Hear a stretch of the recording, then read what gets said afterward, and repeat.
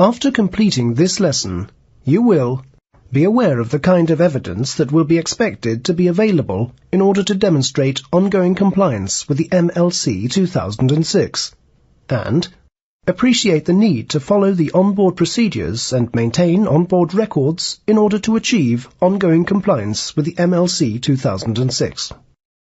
As was stated earlier in Lesson 3, ship staff are more likely to be directly involved with port state control inspections for ongoing compliance than with flag state inspections. The main exceptions to this are the mandatory flag state interim inspections and certificate renewal inspections. In this lesson, we will concentrate on the information and evidence that must be made available by the master in order to meet the requirements of a port state control inspection. In many cases, a port state control inspection of a foreign vessel flying the flag of a ratifying member state will be confined to a check of the validity of a vessel's Maritime Labour Certificate. In accordance with the requirements of the Convention, a properly completed, maintained and valid certificate should be accepted as prima facie evidence of compliance. In such cases, and with no other factors, such as a complaint from a crew member, the inspection should be deemed complete if the certification is found acceptable. There may, however, be circumstances under which a detailed inspection is deemed necessary by the Port State Control Officer, and it is then that the master will need to provide evidence of compliance. The circumstances which may result in Port State Control carrying out a detailed inspection are if the MLC certification is invalid, if there are obvious deficiencies to the requirements of the Convention, or as a result of a seafarer's complaint relating to a breach of the Convention being upheld.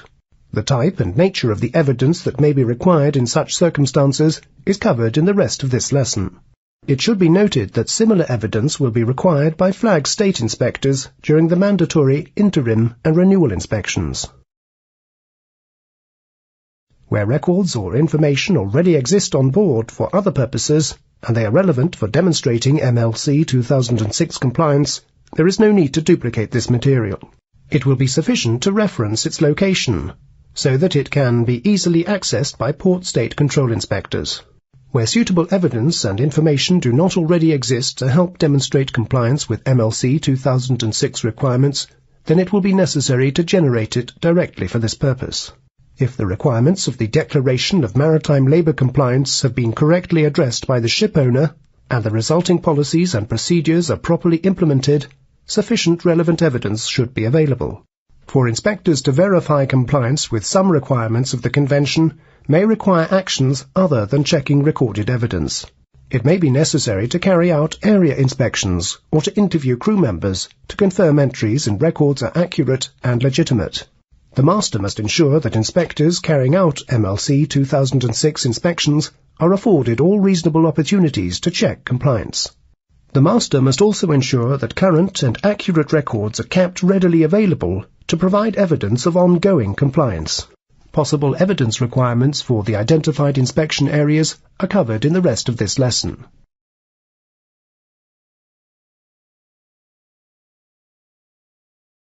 To meet the evidence requirements of Regulations 1.1, 1.2 and 1.3, which deal with seafarers' details such as age, qualifications and medical status, the existing crew list documentation may be all that is required. However, the master will have a responsibility to carry out reasonable checks that all of the details entered onto the crew list are correct, even though they should have been checked by the ship owner or recruitment and placement service. For example, medical certificates might need to be checked for authenticity against a list of approved medical practitioners. Similarly, certificates of competence and birth certificates should be inspected. Where any doubt exists as to the authenticity of any seafarer's documents, then follow-up checks should be carried out with the relevant authorities where possible. Records of these checks should be retained for inspection purposes.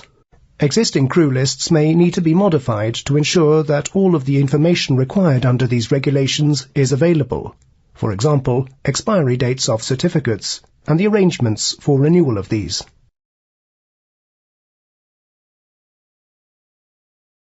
Inspectors will require evidence of compliance relating to crew employment agreements under Regulation 2.1 and recruitment and placement services under Regulation 1.4. As far as evidence of compliance with the requirements for crew employment agreements are concerned, it should be a straightforward matter of maintaining onboard records and ensuring the relevant documentation is available to port state control inspectors. Under the regulation, seafarers are entitled to review their agreements, to receive advice regarding the terms and conditions, and to be given a signed copy of the agreement. Seafarers are also entitled to receive a documented record of their employment on board the vessel. A record of statements signed by both the master and the individual seafarer that all of these entitlements have been met will provide the primary evidence of compliance. Inspectors may wish to confirm the authenticity of these records by carrying out random interviews of crew members.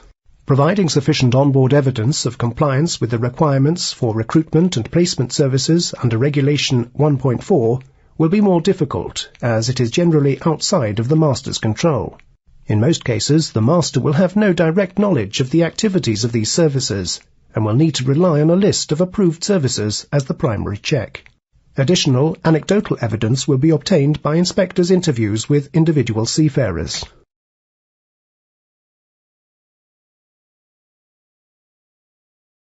It is unlikely that existing documentation will meet the full requirements detailed in Regulation 2.3 relating to hours of work and hours of rest. This is primarily due to the maximum and minimum limits that apply over an aggregated period of time. As an example, the regulation states that the maximum hours of work shall not exceed 14 hours in any 24-hour period. By definition, any 24-hour period is a continually changing period. The problem is made even worse when considering the minimum rest periods and the maximum interval between them. It will therefore probably be necessary for the shipping companies to design suitable documentation or probably obtain bespoke software that is able to record all of the onboard work activities and produce the required evidence. It will be the master's responsibilities to ensure that the documentation or computer records are accurately and properly maintained. It is likely in many cases that the data input for these records will be entered by department heads or other delegated personnel, and that the master will check that these are complete and up to date. As well as the detailed records of work activities, it is also a requirement that a detailed schedule of service, both at sea and in port, is clearly displayed on board the vessel. Again, it is likely that inspectors will use seafarer interviews as a check as to the authenticity of any records used as evidence. As far as manning levels requirements covered by Regulation 2.7 are concerned, there will probably be sufficient primary evidence of compliance obtained through checking the crew list against the safe manning document. However, once again, it is likely that interviewing of crew members will be used by inspectors to verify that there is no undue risk of hazard resulting from fatigue due to crew members carrying out normal operational duties.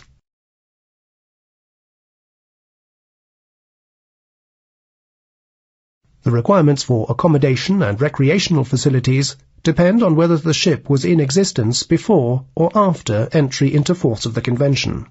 For existing ships, the Convention requirements do not apply, unless any substantial changes or modifications have been made following entry into force. They will normally be subject to ILO Conventions 92 or 133 or 147, depending on which one was in force at the time the vessels were built, and only if those conventions had been ratified by the flag state. In such cases, the accommodation and recreational facilities must be maintained in a decent condition which promotes seafarers' health and well-being.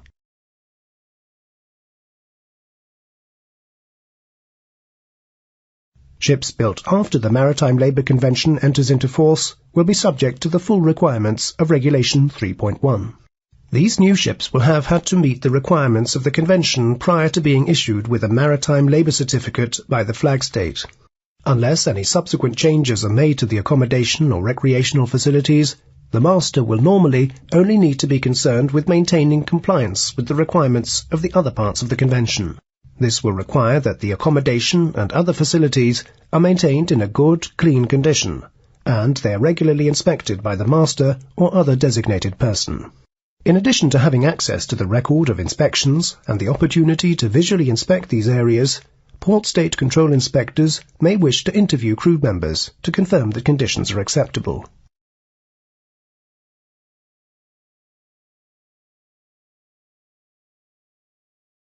There are a number of evidence sources that an inspector will need to check to ensure compliance with Regulation 3.2, which deals with onboard food and catering. Suitable records must be maintained and made available to the inspector to show that the food and drinking water are of suitable quality and quantity for the ship's crew. The inspector will also need to verify the training and age of the ship's cook, although this may already have been covered by compliance with other regulations.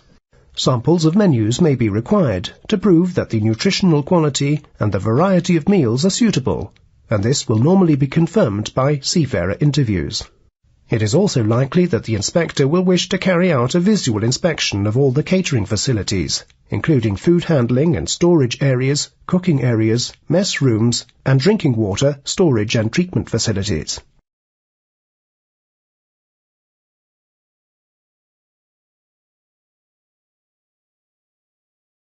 It is probable that the evidence that will be required to show compliance with Regulation 4.3, which deals with onboard health and safety and accident prevention, will already exist within the onboard ISM records and procedures. In such cases, it may only be necessary to identify the location of the records to the inspector so that he can check them. Verification that the records are genuine and that procedures are followed correctly may be achieved by seafarer interviews. The main items that will be inspected are company health and safety policies and the effectiveness of the Ship Safety Committee, with particular regard to reporting and prevention of accidents, risk assessment, and membership of the committee.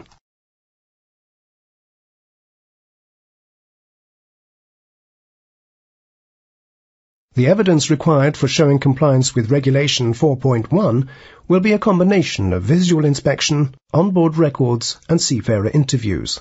The inspector will need to carry out a visual check of the medical facilities and the medical supplies and equipment.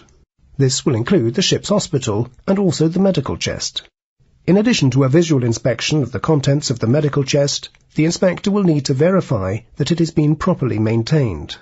It will therefore be necessary to record onboard inspections of the medical supplies and to show how they are kept up to date and replenished, either when items are out of date or when items have been used in treatments. The inspector will also need evidence of the qualifications of the person in charge of administering medical care. It is also likely that the inspector will carry out interviews with the person in charge of medical care and other crew members to verify that suitable care is indeed available.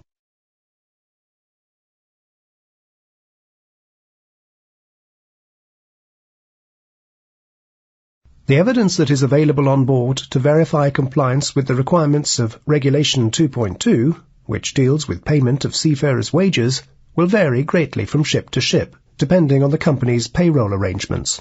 Where payment of wages is wholly controlled on board ship by the master, then full records of all pay-related issues should be available. The inspector will require documentary evidence, such as the ship's monthly accounts and individual payment advice notes, including details of any deductions made, the frequency at which payments are made, and also full details of the allotment arrangements.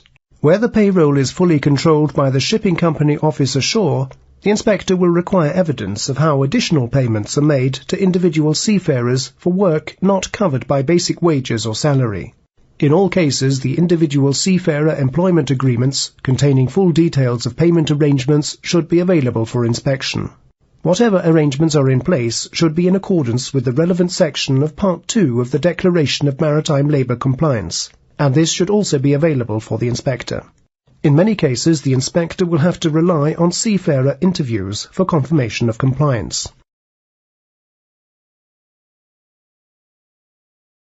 The final area highlighted in the Port State Control Inspection Guidelines are the requirements of Regulation 5.1.5 dealing with the onboard complaints procedure.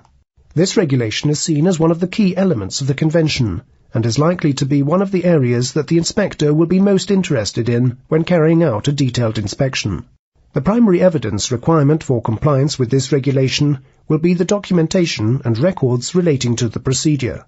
Any records of complaints should include the nature of the complaint, how it was investigated, including details of any person representing the complainant, the findings of the investigation, and the remedial action taken, if applicable. For the records to be considered valid, each incident should be properly signed by all parties involved, including the complainant. Verification that the procedures are being correctly followed and that the records are accurate will be by confidential interviews with seafarers. This will also be used to verify that each seafarer has been given a copy of the procedure. In this lesson, we have considered the possible evidence that may be required by port state control in the event of a detailed inspection being found necessary. The main reasons for such a detailed inspection have been identified as either a lack of valid certification, obvious deficiencies, or a seafarer's complaint being upheld. We have considered evidence to show compliance with each of the regulations relating to the 14 areas that are considered mandatory for certification and inspection purposes. It should be remembered, however, that all requirements of the Convention must be met if compliance is to be achieved. Port State Control inspectors may also check these other requirements during a detailed inspection. In the next lesson, we will look at the possible consequences of deficiencies having been identified during Port State Control inspections.